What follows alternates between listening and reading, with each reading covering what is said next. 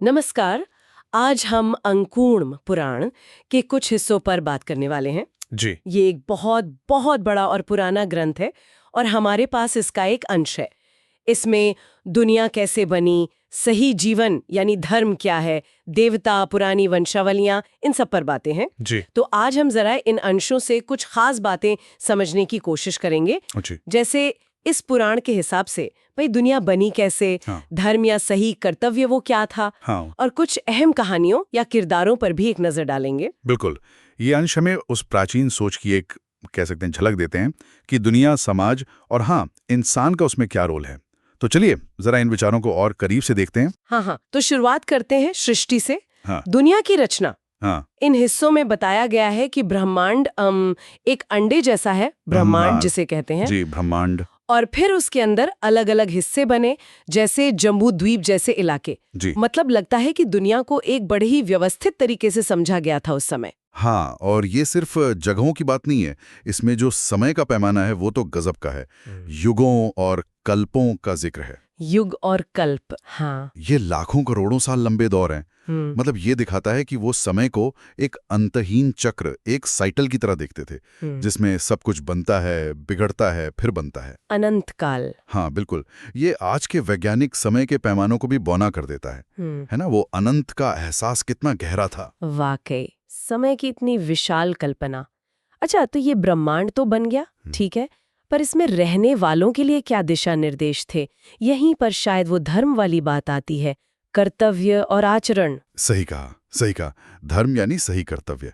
इन अंशों में इस पर काफी जोर दिया गया है। जैसे ब्राह्मणों के लिए अध्ययन, तप और दान, इनको जरूरी बताया गया। तो क्षत्रियों के लिए उनका परम कर्तव्य था प्रजा की रक्षा करना। अच्छा। तो ये सिर्फ नियम नहीं थे, इन्हें समाज और आप कह सकते हैं पूरे ब्रह्मांड के संतुलन के लिए, बैलेंस के लिए जरूरी समझा जाता था। मतलब हर किसी का अपना एक तय रोल था, है ना, जिससे पूरी व्यवस्था चलती रहे। हाँ, कुछ ऐसा ही।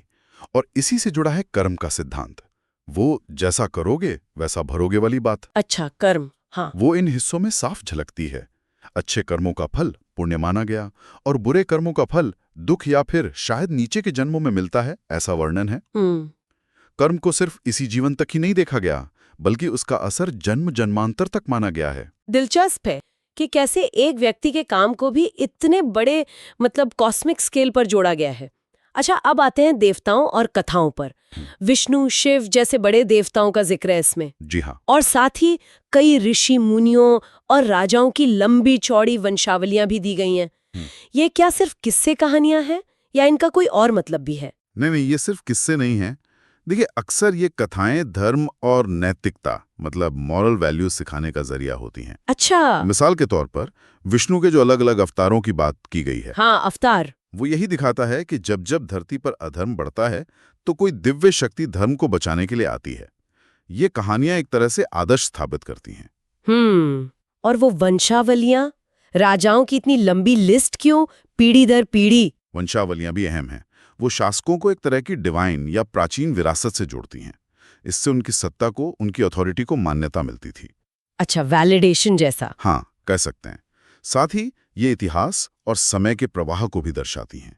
और हाँ, एक और बात, इन अंशों में तीर्थ स्थानों यानी पवित्र जगहों की महिमा, तीर्थ यात्रा, हाँ, और दान पुण्य, तपस्या वगैरह, इन कामों के महत्व पर भी बार बार जोर दिया गया है। इनको पुण्य कमाने और मोक्ष पाने का रास्ता माना गया है। तो अगर हम देखें कूर्म पुराण के इन अंशों से, हमने दुनिया और समय की एक विशाल कल्पना देखी।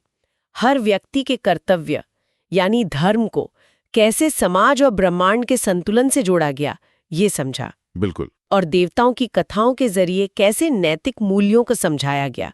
ये दिखाता है कि ये प्राचीन ग्रंथ जीवन को समझने का एक पूरा नजरिया पेश करते थे। बिल्कुल सही। ये अंश हमें उस दौर की सोच, उनके मूल्य और उनकी दुनिया को देखने के तरीके की एक खिड़की देते हैं। और ये सिर्फ आप कहिए बीती हुई बातें नहीं हैं, ये हमें सोचने पर मजबूर करती हैं कि आज के समय में जब हम इन हजारों साल पुरानी कथाओं को देखते हैं, धर्म की इन गहराइयों को समझते हैं, सृष्टि की ऐसी विशाल कल्पनाओं के बारे में पढ़ते हैं, तो आज हमारे लिए इनके क्या मायने हो सकते हैं? हाँ, ये एक बड़ा सवाल है। क्या ये आज भी हमें अपने जीवन को, अपने समाज को या शायद अपने अस्तित्व को ही समझने का कोई नया रास्ता दिखा सकते हैं। ये सोचने वाली बात है।